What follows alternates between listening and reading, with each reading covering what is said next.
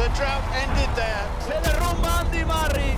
Gran Bretaña consigue el título de campeón de la Copa Davis. Great Britain are Davis Cup champions once again.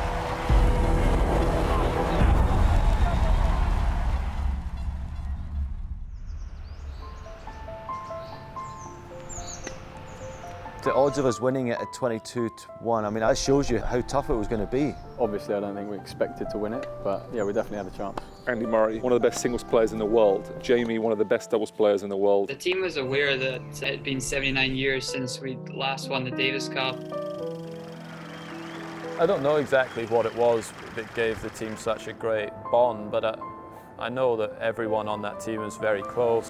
Everybody in the team sort of knew their role, from stringer to physio to coach. There's a friendship, a togetherness there, and that allows you that trust to, you know, let your hair down every so often as well. The banter was just non-stop. Dom's got a little girlfriend on the go here in Glasgow. You've actually landed me in this.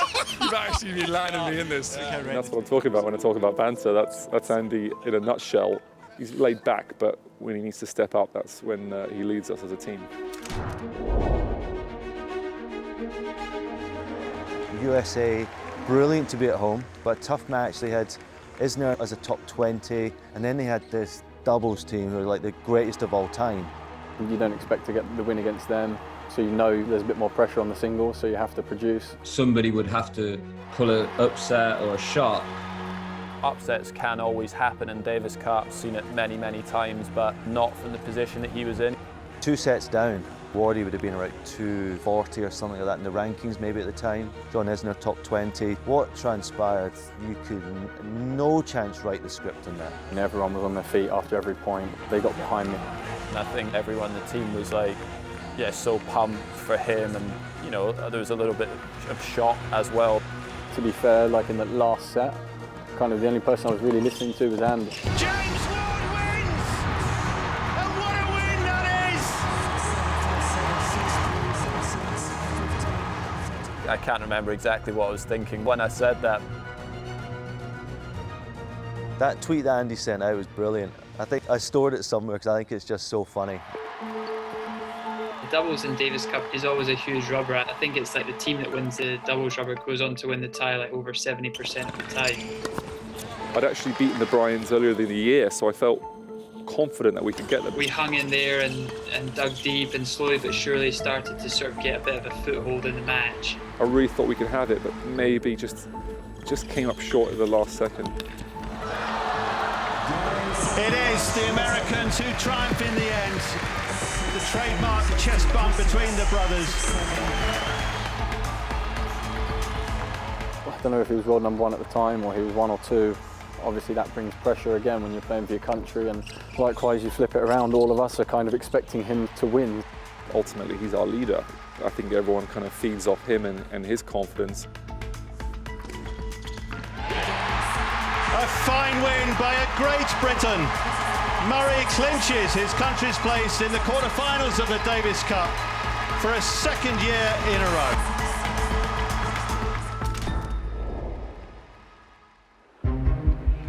The draw didn't get any easier. You go through one Grand Slam nation and the next tie is against France. We've had the most players in the top 100 and probably the most in the top 20 as well. I obviously played against Gilles and tough match. Simon makes it look simple. Too good for James Ward. But yeah, again, Andy come through with that one. Oh my goodness! How does he do that? Superb. Absolutely superb. On the grass, Jamie's won Wimbledon and so has Andy, so if you want 2 people playing for you, I'd pick those 2. To play with your brother and competing against the best players in the world, best Davis Cup nations, is a huge privilege for us to be able to do that. How fitting that Jamie Murray should finish it like that. The British brothers celebrate the success. A fine win to come from a set down. His body must have been spent after back at Wimbledon, and then with a doubles match on Saturday.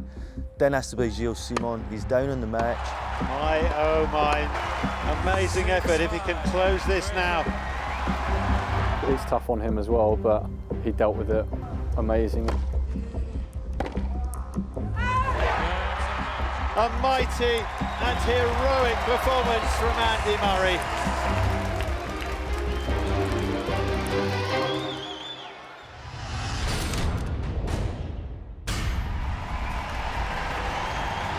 Get to semi-final, Australia, another really tough team, but amazing we've got a home tie again. The matches we played in Scotland were always unbelievable. The crowd got going.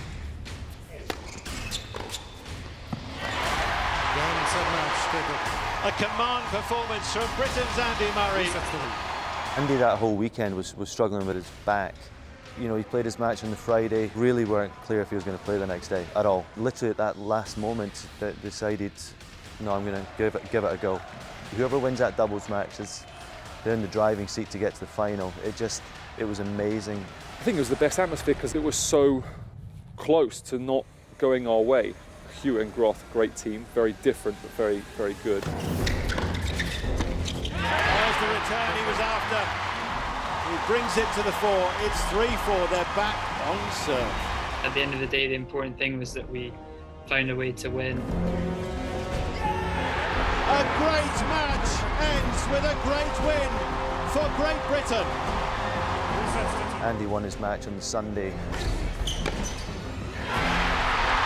Another long wait is over. Andy Murray leads Great Britain into the Davis Cup final for the first time in 37 years. It was a mix of euphoria, yes, but there was a sense of, a bit of relief that that's over and we've now got a chance to play in a final. Good luck against Belgium. I'm sure you'll have everyone behind you. Hey guys, just wishing you all the best. Get that win, bring it home. We're all here supporting you.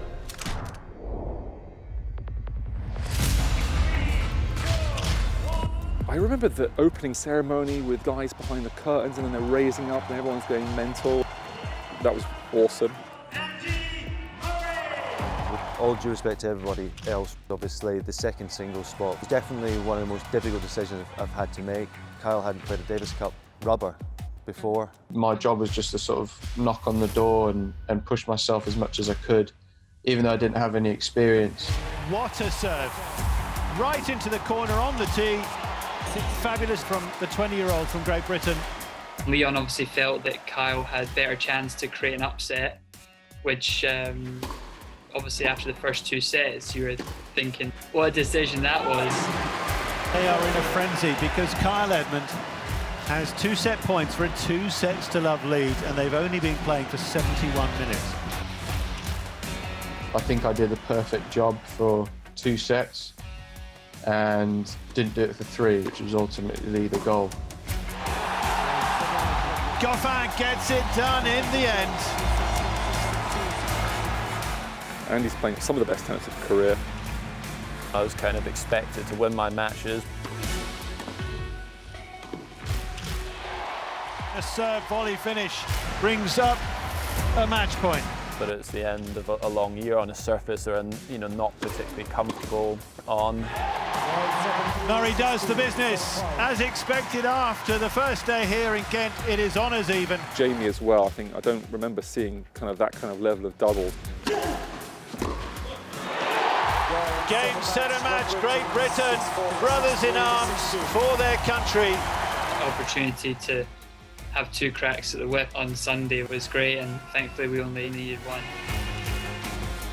When Andy went on that court, there was a feeling that he was on it, he was playing great. His whole mindset was he was going to boss that match. Oh! How about that? It gets better and better from Andy Murray, and the title beckons for Great Britain.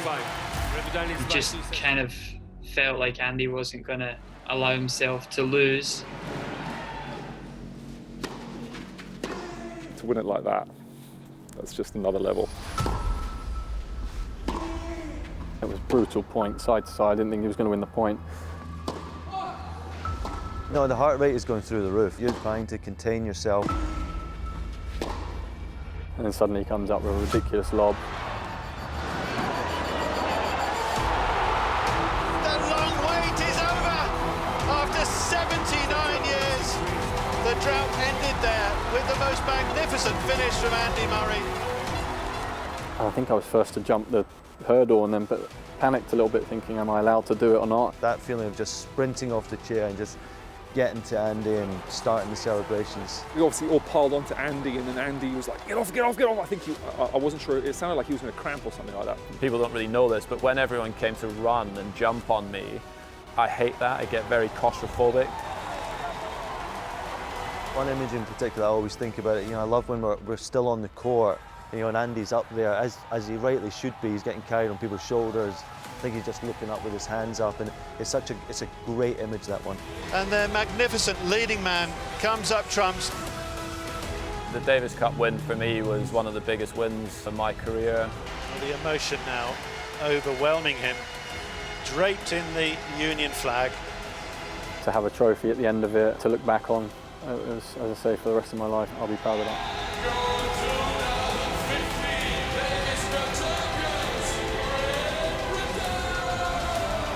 We'll always have Great Britain etched onto the trophy.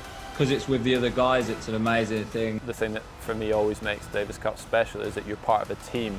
It's a nice one to have on your CV, that's for sure. When we're done with tennis a long time and maybe have kids or grandkids or something like that, those are kind of moments that will be always with me. Epic.